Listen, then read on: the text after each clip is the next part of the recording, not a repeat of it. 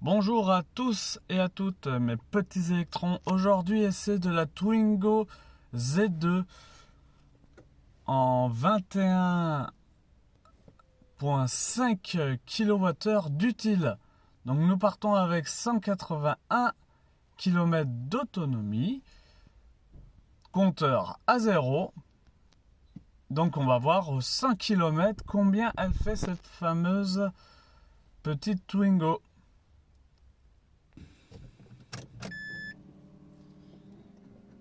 Alors nous voici partis à bord de la Twingo, du garage Renault Fontaine by My Car. Donc c'est parti en mode B.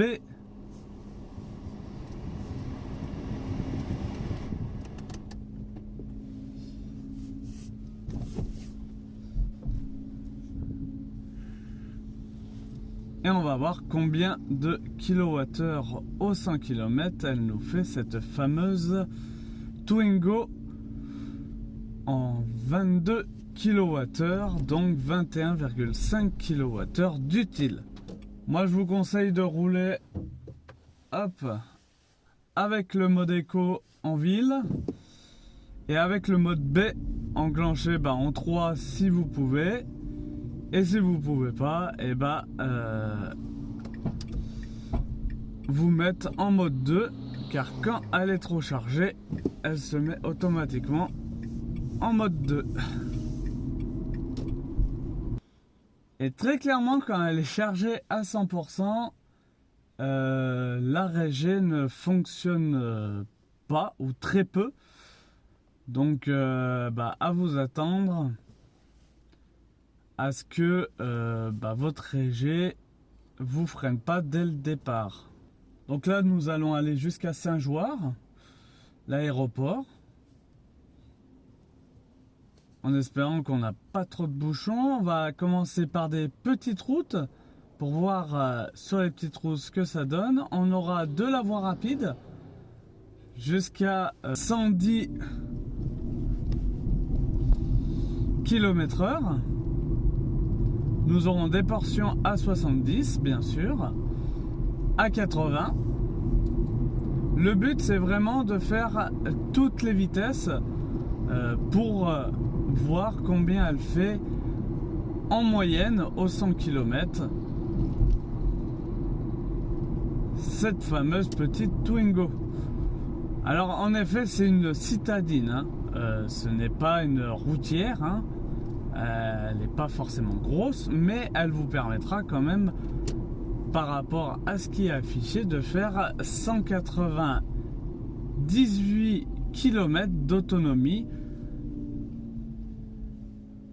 en ville, en mode éco. Dès qu'on enlèvera le mode éco, je pense qu'on fera beaucoup moins de kilomètres. Donc bien anticipé, bien sûr, avec le mode B, comme ça au moins vous régénérez pas mal votre batterie. On a fait 2 km, nous sommes toujours à 100% de batterie pour une conso qui est actuellement entre 13 et 11 kWh. Mais oui, si vous anticipez bien, elle n'ira pas jusqu'à l'arrêt. Ce n'est pas une voiture qui va aller jusqu'à l'arrêt. Par contre, c'est une voiture qui va plutôt avoir un petit ramping comme la mienne. Donc, c'est une voiture en mode B qui aura un ramping. On va dire à partir de 8 km/h, elle se met à ramper. Elle ne freinera plus toute seule. Le frein régénératif, là, on a roulé un peu. Donc, on a un peu de frein régénératif. Il commence à freiner déjà pas mal en mode 2.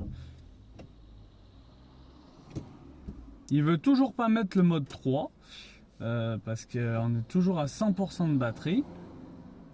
En étant à 50 actuellement, je fais presque 0 kWh dès qu'elle est lancée. L'avantage, c'est qu'elle reste pas mal. Si vous appuyez à peine sur l'accélérateur, vous pouvez être à 0 consommation presque pendant un long moment dès qu'elle est lancée. Donc là on était sur la zone à 50 km/h, donc en ville. Là nous allons avoir une portion à 70. Donc sur la portion de 3 km qu'on a fait à 50, très clairement la voiture s'est bien défendue. On était à 10,3 kWh de moyenne. Sur la petite portion de à peu près 1 km où on était à 70, elle est montée à 11,3 kWh. Là, nous allons essayer de prendre la voie rapide qui va nous emmener jusqu'à l'autoroute. Elle est à 110. Au moins vous aurez aussi les portions à 110. Donc là c'est à peu près kilomètre de voie rapide jusqu'à là où on va sortir. Et après on sera sur une portion de 5 à 10 km en 90, 70 et 80. Jusqu'à 80, je n'ai pas eu besoin d'enlever le mode éco. Elle suffit largement à pouvoir accélérer jusqu'à 80. Ce n'est pas un fou de guerre, mais par contre l'avantage c'est que vous consommerez beaucoup moins en mode éco. Donc là je ne mets pas le pied sur le frein. En niveau 2 ça me permet de quand même pas mal ralentir. Donc en niveau 3 on s'attend à ce que ça presque ça pile si on lève le pied. Même en mode éco on peut se sortir de certains problèmes de rond-point. Parce que là il y avait une voiture qui voulait passer, je suis passé juste avant elle. Et ben, ça m'a permis de le faire sans problème en mode éco. Bravo Renault, le mode éco n'est plus le même que sur la Zoé Z250. Donc là nous prenons la portion de voie rapide qui va nous emmener jusqu'à l'autoroute et nous sortirons avant l'autoroute. Donc en mode éco, est-ce qu'on peut aller à 110? Eh ben, on va le vérifier de suite. 100.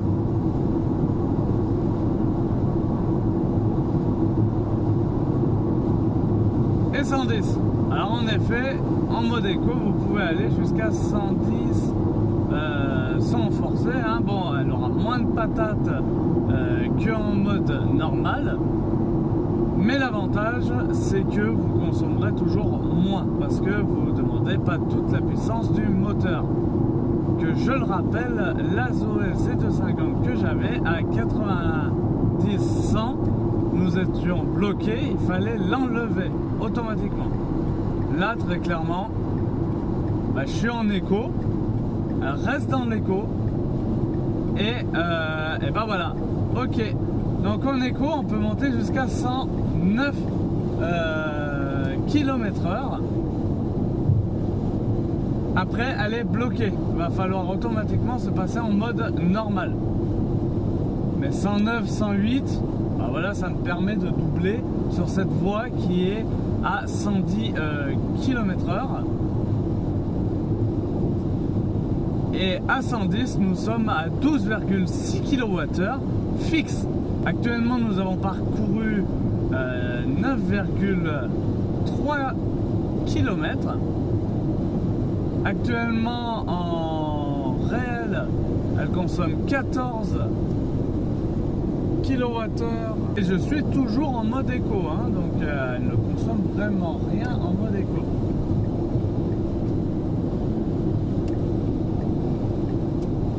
Par contre, vous êtes bloqué à 108 km/h. Bon, après, là, c'est une voie à 110, donc ça gêne pas trop. À 130, mettez-vous en mode normal. Le mode éco ne vous permettra pas de pouvoir rouler sur l'autoroute. Alors là, nous allons sortir avant l'autoroute.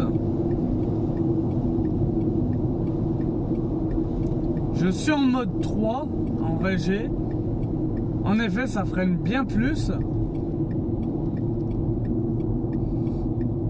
Et on peut l'enclencher à partir de 96% de batterie. Donc elle a fait 12,4 6 de moyenne sur cette fameuse portion à 110. Donc il n'y a rien à dire, hein, franchement. C'est une voiture qui consomme pas trop. Alors forcément, elle n'a pas un gros moteur, hein. On est sur du 81 chevaux. Mais bon, ça suffit largement, hein, pour qu'on puisse circuler sur de la voie rapide.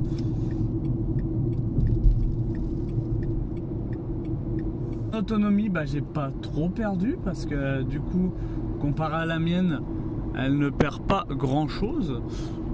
Donc là, on va être sur la portion à 80 km/h. Voilà, toujours en mode éco. L'avantage, là, on est en mode B3 en puissance. Donc là, on est bien pour ralentir. Voilà, hein. On lève le pied, on tombe vite.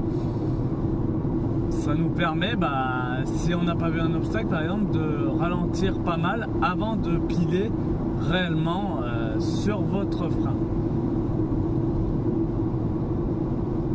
Donc là, va arriver sur la portion, ça fait à peu près 1 km, 90.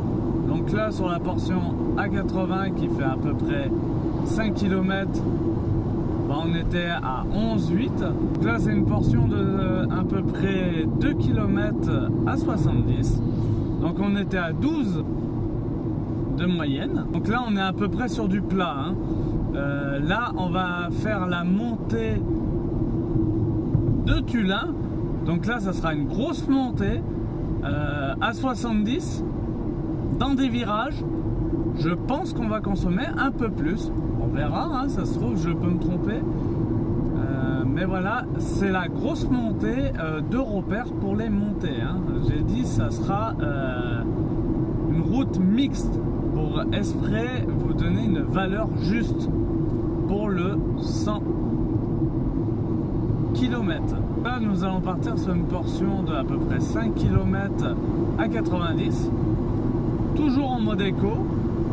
Mode de régie B au niveau 3. Alors là, sur une route comme ça, on peut essayer de voir au niveau 1 ce que ça donne. Très clairement, il n'y a vraiment pas beaucoup de régie. Par contre, au niveau 3, on sent de suite une jolie régie.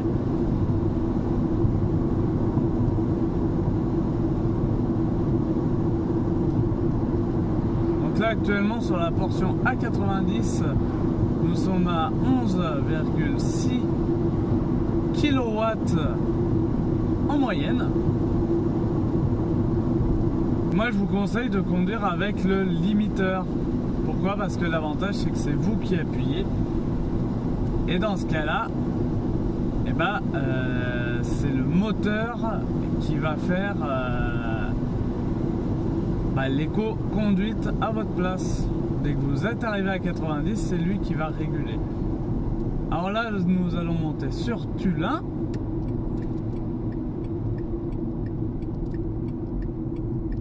Alors, frein régénération à 3, ça freine vraiment bien. Donc, sur la portion A90, nous étions à 11,6 kWh. En moyenne sur cette portion à 5 km. Mon petit conseil aussi, c'est d'aller le plus vite possible à votre vitesse, comme ça c'est le moteur après qui va réguler les kilowattheures qui veut pour pouvoir rouler. Combien elle consomme en montée cette fameuse Twingo. 22 kWh, donc 21,5 kWh d'utile. Là, on entame les routes qui vont commencer à monter, hein. Là, c'est pas des grosses montées, mais ça commence à monter.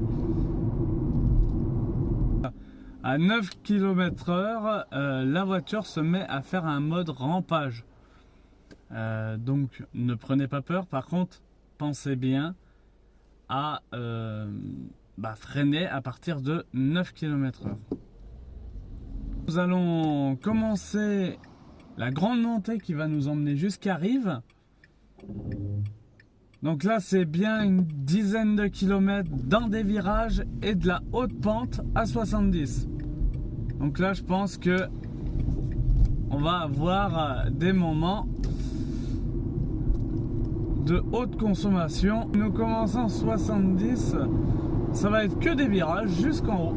Donc pour l'instant, c'est raisonnable, hein. On est à 12 kWh de moyenne. Même si je suis en mode éco, elle permet à remonter rapidement dans la vitesse en montée. Ce que pas toutes les voitures font, hein. Des fois ça met pas mal de temps à remonter dans les vitesses dès qu'on est en montée en voiture électrique. Mais là, très clairement, ça marche bien. Donc là, je vous reprendrai à Rives pour vous dire combien on a consommé en montée. Déjà, je peux vous dire que là, sur la plus haute montée du parcours, nous sommes à 12,3 kWh de moyenne, ce qui est vraiment bien.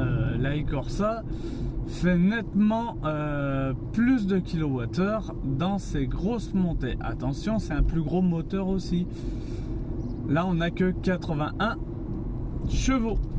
La e-Corsa, elle est à 135 chevaux. Voici arrivé à Rives.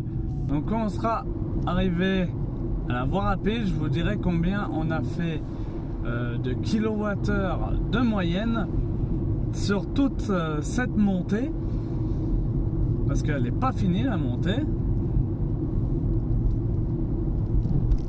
Donc après, dès qu'on est arrivé à Saint-Jouard, nous ferons demi-tour. On reprend exactement la même route pour voir combien elle fait à la fin de kilowattheures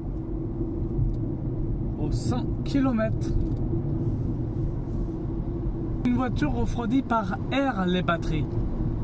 Donc attention, la charge risque d'être réduite à un moment donné si vous devez faire plusieurs fois les recharges. Mais ça, après, c'est juste à titre d'information comparé à ceux qui sont à refroidissement liquide. Donc là, nous arrivons sur la voie rapide à 110. Donc sur notre parcours de montée, nous sommes 13,3 kWh. Donc moi, je suis resté en éco sur la voie rapide. On est à 109 km/h, presque 110. Bon, il n'y a pas à se plaindre, hein. Donc là, nous arrivons à l'aéroport de Saint-Jouard. Nous allons faire demi-tour. Donc en moyenne, sur cette portion de voie rapide, nous étions à 13,5 kWh.